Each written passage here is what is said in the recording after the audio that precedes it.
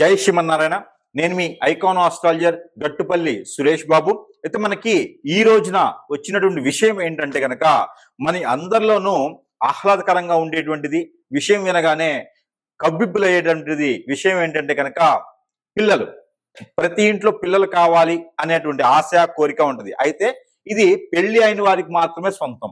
ఎందుకంటే పెళ్లి అయిన వారు పిల్లలు కనాలి, వాళ్ళని పెంచి పోషించాలి అనేటువంటి కోరిక ఉంటుంది. అలానే భయం కూడా ఉంటుంది. భయం ఏంటి? ఎలా పోషించాలి, ఎలా పెంచాలి, వారి ఆలన పాలన ఏంటి, వారి యొక్క దోషాలు ఏంటి, ఈ పరిహారాలు ఏంటి, ఎలా ఉంటుంది అనే దాంట్లో ప్రతి ఒక్కరి దాంట్లో సందేహం ఉంటుంది. కానీ ఈ సందేహాలు కొన్నేనా మనం చూద్దాం. అయితే మీనరాశిలో పుట్టినటువంటి పిల్లలు మొదటిగా ఎలా ఉంటారు, వారి అవలక్షణాలు ఏంటి, వారికి ఏ గ్రహం ఎక్కడుంటే బాగుంటుంది అనే దాని గురించి చూసినట్టయితే కనుక మీనరాశిలో జన్మించినటువంటి పిల్లలకి వారి యొక్క అబ్బాయినా అమ్మాయినా చూడటానికి కొంచెం బొద్దుగా ఉంటారు. అలానే వారికి మిథున లగ్నం కానీ కుంభ లగ్నం కానీ అలానే మీన లగ్నం కానీ అయితే ఇంకా బొద్దుగా ఉంటారు. అలానే కన్యా లగ్నం కానీ సింహ లగ్నం కానీ అలానే తులా లగ్నం కానీ అయితే చూడటానికి చాలా చక్కగా ఉంటారు. బొద్దుగా ఉండి చక్కగా ఉంటారు.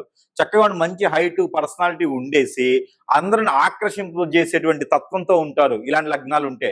అలానే మిథున లగ్నం కానీ వృషభ లగ్నం కానీ మకర లగ్నం కానీ ఉన్నారనుకోండి, వారు కొంచెం కోపదారితనంగా ఉంటారు. మీనరాశిలో పుట్టినప్పటికీ వారు కొంచెం కోపదారితనంగాను, ఎదుటి వాళ్ళని మాట త్వరగా దూసుగా వచ్చేటువంటి తత్వంతోనూ, ఎదుటి వాళ్ళని కొట్టేద్దాం అనేటువంటి తత్వంతో ఉంటారు. ఓటలుగా చూసినట్టయితే ఈ యొక్క మీనరాశిలో పుట్టిన వారు సెన్సిటివ్ గా ఉంటారు. వీరు జలతత్వంతో ఉంటారు. ఈ పిల్లలు 16 సంవత్సరాల లోపు పిల్లలే. 16 సంవత్సరాల లోపు వీరి ఆ లక్షణాలు మొదటి 3 సంవత్సరాలు అయితే వీరిలో ప్రతిదానికి ఏడవటము, ఏది ఎక్స్ప్రెస్ చేయలేకపోవటము, నాకు పలాంది కావాలి అని అడగలేకపోవటము వీరిలోని మంచి లక్షణం అది. వారు తినాలనుకుని కూడా సరిగా అడగలేరు. అమ్మ నాన్న పెట్టింది తినేస్తారు. పెద్దగా వీరు ఎక్స్ప్రెస్ చేయలేరు విషయాన్ని, అది ఏదైనా సరే. కానీ లోపల వారు చాలా మదనపడుతూ బాధపడుతూ ప్రేమిస్తూ అన్ని కూడా లోపలే ఉంటే వారికి. అందుకే కొంచెం బొద్దుగా ఉంటారు. వారు జలతత్వం ఎక్కువ ఉంటుంది. ఎక్కువ వారు బాధపడుతూ తనలో తానే కుమిలిపోతూ ఉంటారు. ఆనందమైన బయటికి చెప్పరు, అది మంచైనా చెడైనా కూడా బయటికి ఎక్కువ చెప్పరు, ఎక్స్ప్రెస్ చేయరు. అందుకని తల్లిదండ్రులు వీరిని జాగ్రత్తగా కాపాడుకుంటూ రావాలి. అయితే వీరిని ఎక్కడైనా ఉంచి చదివించవచ్చు, ఎవరి దగ్గరైనా ఉంచి చదివించవచ్చు. ఎక్కడ ఉన్నా కూడా వీరి పరిధిలో వీరి పరిధిలోనే వీరుంటారు.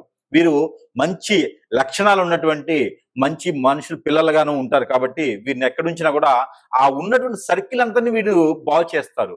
చెడిపోయిన పిల్లలు ఎవరైనా వేరే లక్షణాలతో ఉన్నటువంటి పిల్లల్ని కూడా వీరి ఆలోచనతో కానీ వీరి మాటలతో కానీ వారిని కూడా వీరు బాగు చేసే విధంగా ఉంటారు. అది మీ పిల్లల్లో ఉన్నటువంటి గొప్ప విషయం, గొప్పతనం. ఒకవేళ మీ పిల్లల మీద కాంట్రవర్సీ వస్తే నమ్మకండి, అవన్నీ అబద్ధాలు. ఏమిటి, మీనరాశిలో పుట్టి ఉంటేనే అది అదృష్టం. మీనరాశిలో పుడితే ఒక రకంగా చెప్పాలంటే విష్ణుమూర్తి మీ ఇంట్లోకి వచ్చినట్టే, మత్స్యావతారంతో వస్తారనమాట. అందువల్ల మీనరాశిలో పుట్టినటువంటి పిల్లలు ఎవరైతే ఉన్నారో వారు దేవాతి దేవుడితో సమానం. వారి మీ ఇంట్లో ఉన్నారంటే పెద్దలకు ఎవరికైనా బాగాలేకపోతే మీనరాశిలో పుట్టినటువంటి వారు ఎవరైనా ఉంటే, పిల్లలై ఉంటే వారి చేత నుంచి వైద్యానికి సంబంధించినటువంటి టాబ్లెట్స్ కానీ సిరప్లు కానీ ఇలాంటి ఉంటే వారి చేతుల ద్వారా తీసుకోండి. ఖచ్చితంగా మీకు జీవితంలో ఎలాంటి జబ్బు రోగం లాంటి రావు, వచ్చినా తగ్గుతుంది. మీనరాశి వారి చెయ్యి అస్తవై అంత ముఖ్యం. పిల్లలుగా ఉన్నప్పుడు మీకు ఏదైనా బోనీలు అవ్వట్లేదు, వ్యాపారాల్లో నష్టాలు వస్తున్నాయి, ఏ పని చేసినా ముందుకు వెళ్ళట్లేదు అనుకుంటే మీ ఇంట్లో మీనరాశిలో పుట్టిన వారు ఎవరైనా ఉంటే వారి చేతి నుంచి మీరు బోని చేయించండి, డబ్బులు తీసుకోండి. ఖచ్చితంగా ఆ రోజు మీకు కలిసి వస్తుంది. మీనరాశి వారికి అంత అదృష్టం ఉంటుంది. ఖచ్చితంగా జాగ్రత్త కాపాడుకోవాలి వాళ్ళని. అలానే మీనరాశి వారిలో పుట్టినటువంటి వారు ఎవరైతే ఉన్నారో పొలాలు పండుతున్నాయి అంటే తొలి పంట వారికి ఇవ్వండి. పొలాలు నాటు వేయాలంటే వాళ్ళని తీసుకెళ్లి నాటు వేయించండి. వాళ్ళ అస్తవై చాలా బాగుంటుంది. మీనరాశిలో పుట్టిన వారు ఖచ్చితంగా చెప్తున్నా డాక్టర్స్, నర్సులు, మెడికల్ షాప్స్, మెడికల్ రిప్రజెంటేటివ్స్ కానీ మెడికల్ కి సంబంధించినటువంటి డయాగ్నోస్టిక్స్ కానీ ఇలాంటివి ఏమైనా ఉంటే కూడా మెడికల్ దాంట్లో ఉంటే ప్రతి ఒక్కరి జీవితం సుసంపన్నంగా ఉంటుంది. ఆ డాక్టర్ కానీ ఎవరికైనా సరే పేరు ప్రఖ్యాత వస్తాయి. కాబట్టి వారు డాక్టర్ లాంటి రంగాల్లో వైద్యం చేసే రంగాల్లో ఉండడం అనేది అది ఒక ఆశాజీవిగా ఉంటుంది. కాబట్టి ఖచ్చితంగా అలాంటి రంగాలు ఎంచుకునేటువంటి ప్రయత్నం చేయండి. అలానే దేశాన్ని కాపాడే మిలిటరీలు కానీ చట్టాలను కాపాడేటువంటి పోలీసులుగా కూడా వీరు పరిగణలో తీసుకోవచ్చు. వీరికి అతి త్వరగా పెళ్లి అవుతుంది. 25 సంవత్సరాలు రాకముందే పెళ్లి అవుతుంది, లేదా లేట్ అవుతుంది, మరొక 7 సంవత్సరాలు పడుతుంది. కాబట్టి 25 సంవత్సరాల లోపే మీనరాశి వాళ్ళకి పెళ్లి చేయాలి అని అనుకోండి. దానివల్ల ఇబ్బంది లేకుండా ఉంటుంది. మరొకటి, ఈ మీనరాశిలో పుట్టినటువంటి వారికి గండాలు ఏమున్నాయి అంటే గనక వీరిలో ఏదైనా ఎగ్జామ్స్, పోటీ ఎగ్జామ్స్ లో ఏదైనా ఫెయిల్ అయితే గనక వీరికి ఖచ్చితంగా అన్న ఉండాలి.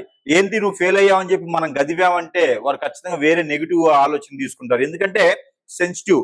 అలానే లవ్ ఫెయిల్ అవగానే అండదండగా మనం ఉండాలి. అంతేగాని నువ్వు చండాలమైన దానివి, నువ్వు మంచిదానివి కాదు, నువ్వు ఇలా మా పొరుగు ప్రతిష్ట తీస్తావు, నువ్వు అలా అని చెప్పేసి వాళ్ళని అనకూడదు.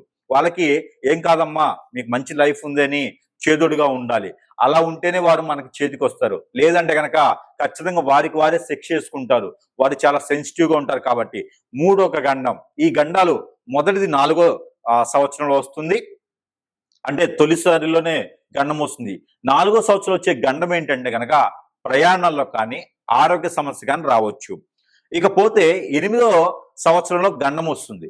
8వ సంవత్సరంలో చదువు పరంగా అలానే విద్యాపరంగా పిల్లలు ఏదో ఏడిపించారు, దొంగతనం మేదేశారు, డబ్బులు పోయినాయి, ఇలాగా నాకు ఏది అర్థం కావట్లేదు అని మైండ్ పరంగా కొన్ని వస్తాయి. వారి మీద ఎక్కువ ఏదైనా బ్లాక్ మ్యాజిక్ హిప్నటైజేషన్ చేయించడం కానీ, పిల్లలు ఎదుగుదల చూడలేక తట్టుకోలేక తెలియని శత్రువు చేయించడం కానీ జరిగితే ఇలాంటి గండాలు 8వ సంవత్సరం నుంచి 9-10 సంవత్సరాల వరకు కనిపిస్తా ఉంది. ఆ తర్వాత 7-8 సంవత్సరాల వరకు కూడా, అంటే 16 సంవత్సరం వచ్చేంత వరకు కూడా వీరిలో లవ్ ఫెయిల్యూర్స్ కానివ్వండి, ఇలాంటి వారు ఉంటే వారికి ఏది ఉన్నా, వారు తప్పు చేసినా ఒప్పు చేసినా చేదోడుగా మనం ఉన్నామనే ఒక పేరెంట్స్ నమ్మకం అనేది వారికి కలిగించాలి. ఇది పిల్లల్లో ఉన్నటువంటి లక్షణాలు.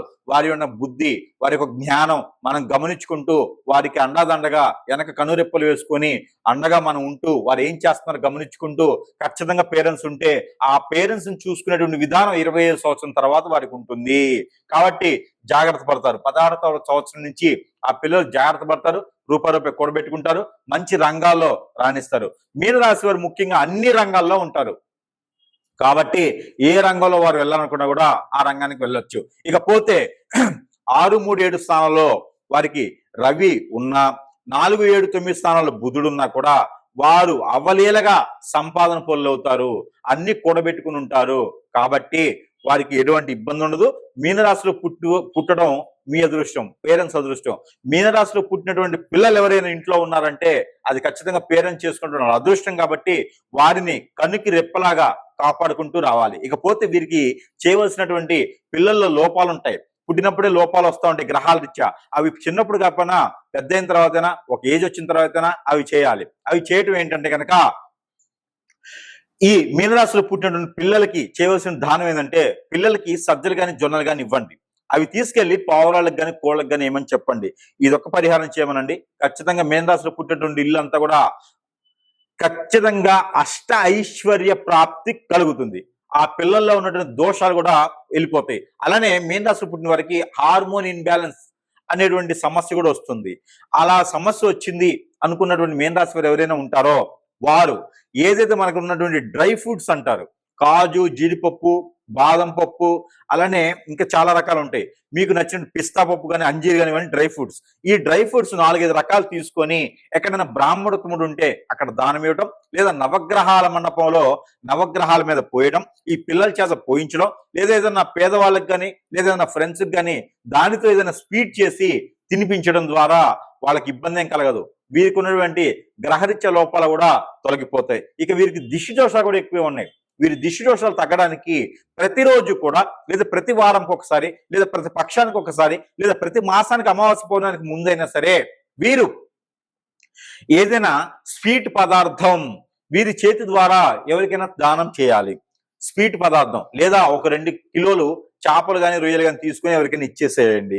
అలా చేయడం ద్వారా కూడా వీరు చిన్న వయసు నుంచే ఇలాంటి దానాలు చేయొచ్చు. ప్రతి మాసంలో కూడా అమావాస్య ముందు, పౌర్ణానికి ముందు 1 కిలో స్వీట్ తీసుకొని, లేదా చాక్లెట్లను తీసుకొని నలుగురికి పంచిపెట్టండి. అలా చేయడం ద్వారా మీకున్నటువంటి దిష్టి దోషాలన్నీ కూడా తొలగిపోతాయి. ఇలాంటి పరిహారాలు చేసుకొని మీనరాశిలో పుట్టినటువంటి పిల్లలందరికీ సంరక్షణ పెద్దవారు తీసుకొని చేసినట్టయితే వారిలో ఉన్నటువంటి గండాలు తప్పుతాయి, వారిలో ఉన్నటువంటి లోపాలు తప్పుతాయి, అవలక్షణాలు తప్పుతాయి, మంచిగా పేరు ప్రఖ్యాతం తెచ్చేలాగా తోడ్పడతారు. కాబట్టి ఈ విధంగా చేసుకొని అదృష్టవంతులు అవ్వచ్చు. చిన్న చిన్న పరిహారాలతో కూడా అదృష్టవంతులు అవ్వచ్చు. జై శ్రీమన్నారాయణ.